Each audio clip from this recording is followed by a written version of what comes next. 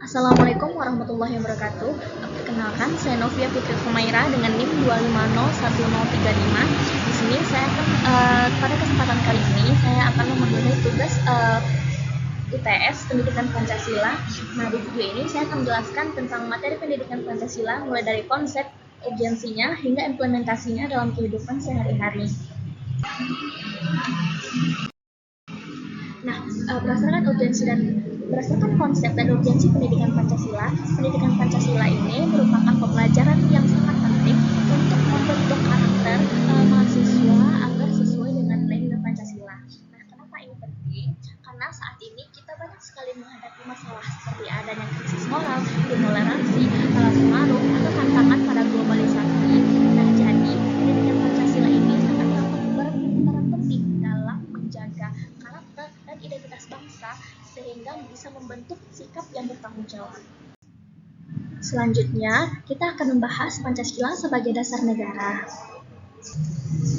Pancasila sebagai dasar negara artinya semua aturan dan kebijakan di Indonesia itu harus berdasarkan Pancasila. Jadi artinya itu semua dasar negara yang terbentuk, semua aturan dan kebijakan itu adalah bersumber dari Pancasila. Nah, Pancasila ini menjadi sumber dari segala sumber hukum tertinggi yang ada di Indonesia. Nah, Pancasila sebagai ideologi negara juga dimaksudnya adalah ideologi negara yaitu sistem nilai yang menjadi pedoman hidup masyarakat Indonesia. Pancasila ini bersifat terbuka sehingga dapat menyesuaikan dengan perkembangan zaman seiring berkembangnya zaman tanpa harus kehilangan nilai dasarnya. Selanjutnya, Pancasila ini memiliki 5 nilai utama, yaitu ada nilai ketuhanan, ada nilai kemanusiaan, persatuan, kerakyatan, dan keadilan. Mana pada nilai ketuhanan misalnya adalah beriman dan toleransi antar umat beragama, di mana kita itu memegang keyakinan bahwa Tuhan itu Maha Esa. Kita mengimani adanya Tuhan dan toleransi antar umat beragama, di mana keyakinan setiap warga negara itu berbeda-beda. Ada yang Islam, Kristen, Hindu, Buddha, dan kita tidak boleh memaksakan keyakinan kita itu kepada orang lain. Itu dimaksudkan dalam nilai Pancasila. Yang kedua ada nilai ketuhanan, nilai kemanusiaan. Yang kedua ada nilai kemanusiaan. Nilai kemanusiaan ini seperti menghargai sesama manusia, mengakui bahwa manusia itu semuanya sederajat.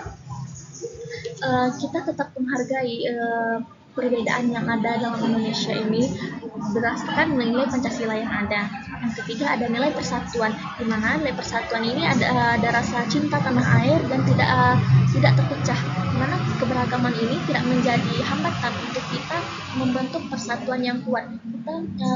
Kita harus menghargai, mensyukuri, memelihara apa yang ada di Indonesia ini sebagaimana tempat kita lahir di sini. Kemudian ada nilai kerakyatan. Kerakyatan ini seperti ada musyawarah dan demokrasi, di mana kita dapat membicarakan apa pendapat atau hal yang ingin diungkapkan untuk memperbaiki atau untuk mencapai tujuan bersama. Demokrasi juga semua bisa ditampung dari aspirasi ataupun pendapat-pendapat yang ingin dikemukakan untuk kemajuan bersama.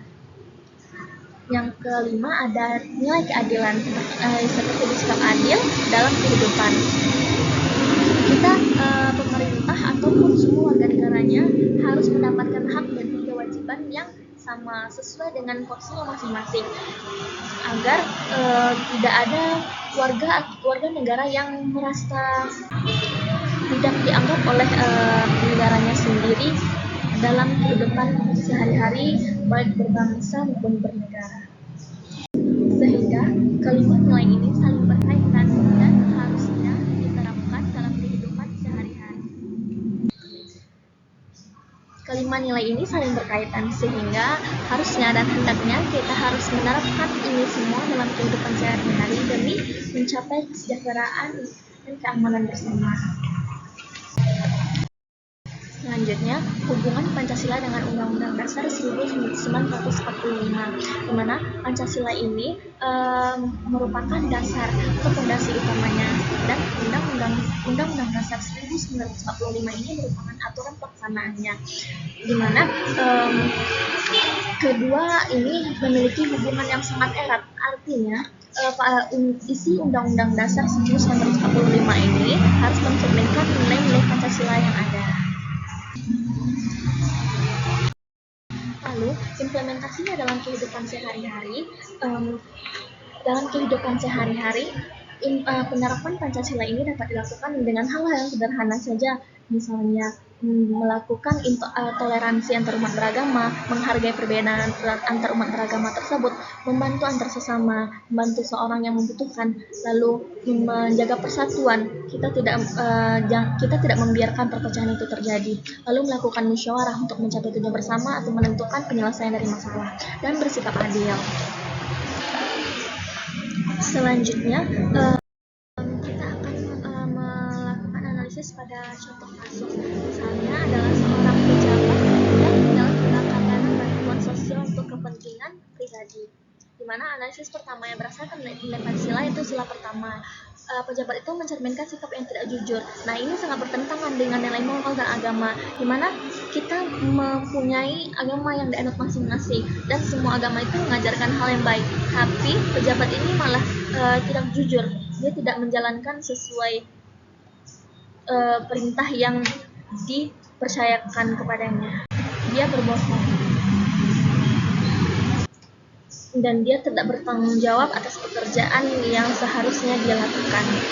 Selanjutnya, sila kedua, nilai kemanusiaan. Dia merugikan masyarakat, tidak manusiawi sekali di saat banyak orang membutuhkan penyaluran dana bantuan sosial itu, tapi seorang pejabat ini malah menyalahgunakan kesempatan itu.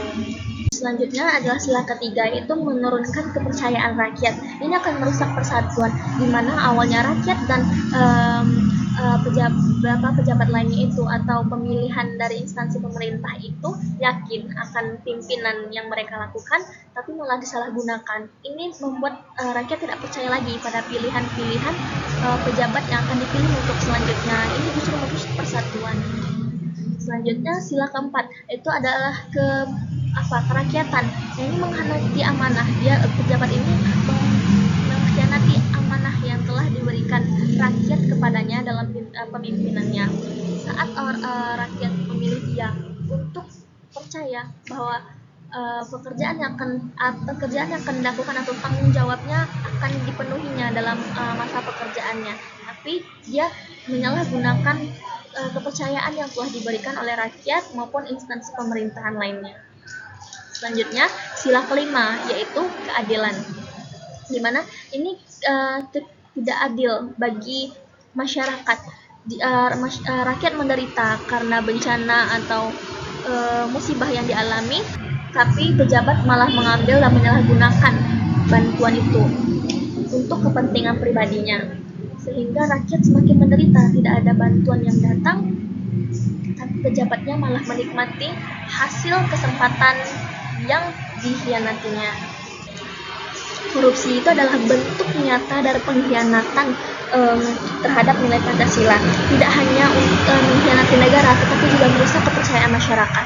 Oleh karena itu, korupsi ini harus diberantas secara tegas dan konsisten.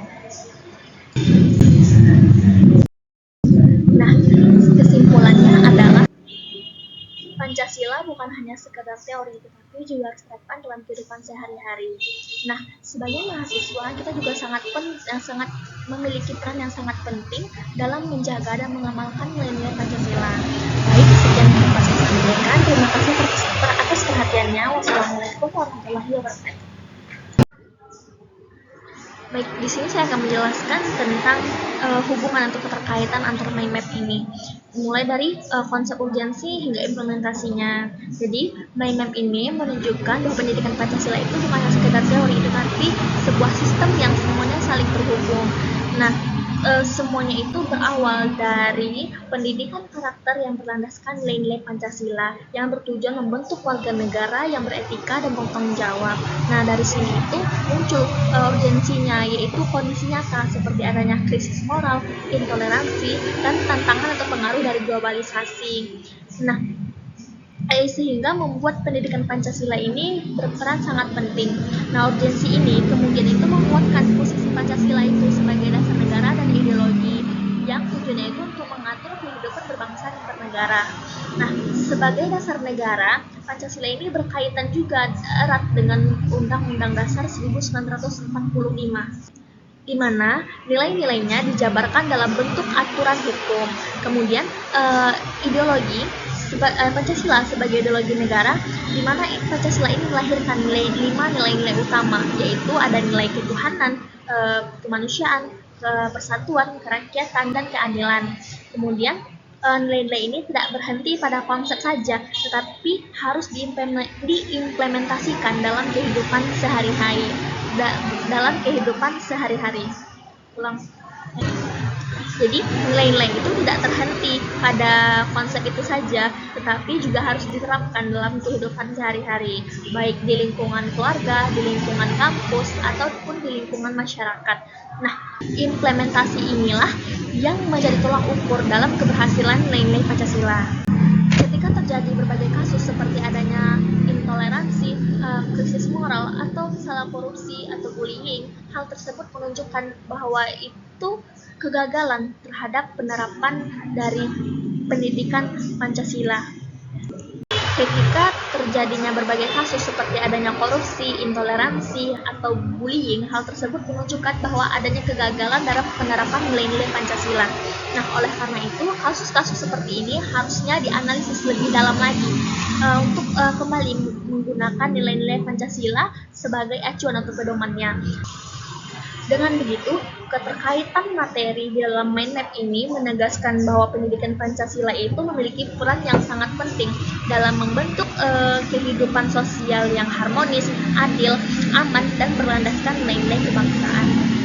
Baik, sekian yang dapat saya sampaikan pada kesempatan kali ini. Banyak maaf, wabillahi taufiq wal hidayah. Wassalamualaikum warahmatullahi wabarakatuh.